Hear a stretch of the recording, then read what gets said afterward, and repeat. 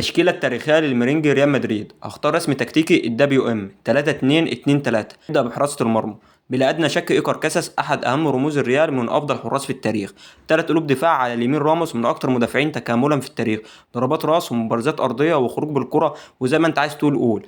قلب الدفاع التاني فرناندو هيرو، على الشمال المدفعج روبرتو كارلوس أيقونة الرقم 3 في التاريخ.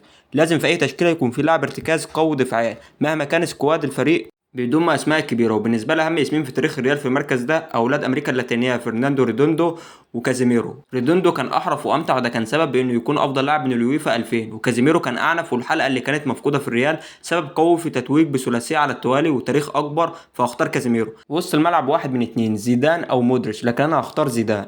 جناح شمال هداف التاريخ للمرينج كريستيانو رونالدو، وناس كتيره شايفاه احسن لاعب في التاريخ. جناح يمين خينتو. الثلاثي الامامي بنزيما بوشكاس دي ستيفانو. والمدرب التاريخي انشيلوتي. وقول لي رأيك في التعليقات.